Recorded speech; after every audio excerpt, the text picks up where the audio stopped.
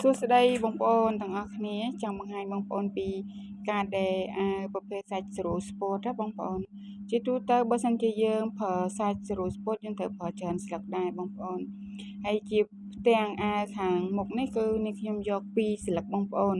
2ស្លឹកណាចាំបានន័យថាយើងកាត់2ស្លឹកហើយយើងដេរភ្ជាប់តួអាវមកផ្ទាំងទៀតផ្ទាំងខាងមុខដូចគ្នាគឺយើងយក2ស្លឹកដូចគ្នាអញ្ចឹងដល់ពេលវាក្របពីលើគ្នាទៅវាស្មើនឹង4ស្លឹកហើយបងប្អូនប្រភេទស្រួលស្ពតព្រោះដោយសារបើសិនជាយើងយកតែ2ស្លឹកអត់នេះឯងបងប្អូនស្ដើងពេកណាបានន័យថាខ្ញុំយក2ស្លឹកលើក្រោមហ្នឹងគឺខ្ញុំដេរបកតំណពេញបងប្អូនកាលណាយើងដេរបកពេញទៅស្មើនឹង4ស្លឹកហើយជាទូទៅបងប្អូនប្រភេទស្រួលស្ពតគឺពិបាកក្នុងការដេរពេលដែលយើងដេរគឺយើងត្រូវរៀប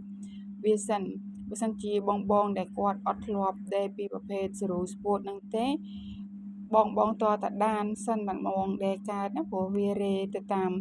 អីដែលសភាពរបស់ស្រូវវាស្ដើងអញ្ចឹងណាតែបើសិនជាបងដែលគាត់មានបទពិសោធន៍អាហ្នឹងខ្ញុំជឿថាពេលខ្លះក៏គាត់ដានពេលខ្លះក៏គាត់អត់ដានដូចនាងខ្ញុំអញ្ចឹងបើខ្ញុំអត់ដានទេបងប្អូននេសាទជាទូទៅទម្លាប់ក្នុងការដេររបស់ខ្ញុំពីច្រើនអត់សូវបានដានទេព្រោះខ្ញុំមានតិចនិចក្នុងការធ្វើអីវ៉ាការដេរសម្លៀកបំពាក់ទាល់តែមានតិចនិចក្នុងការដេរដែរបងប្អូនដូចជាការកាត់ក៏យើងត្រូវតែមានតិចនិចក្នុងការលួចរៀងកលៈរៀងបងប្អូនភ្ញៀវដែលគាត់មកកំងកាត់ដូចគ្នាយើងត្រូវតែចេះមើលរៀងពួកគាត់ទាំងការវាស់ទាំងការស្ទាបរៀងរបស់គាត់ដែរបងប្អូនហើយការដេរក៏ដូចគ្នាដែរយើងមានតិចនិចក្នុងការដេរគឺយើងដេរអីវ៉ាន់ចេញទៅលឿនហើយបានស្អាតបងប្អូនបើសិនជាបងប្អូនជំនាញតែខាងកាត់តែបងប្អូនអត់ជំនាញខាងដេរក៏អីវ៉ាន់យើងចេញមកអត់បានស្អាតដែរដោយសារការកាត់ដេរគឺវាបូកផ្សំចូលជាមួយគ្នា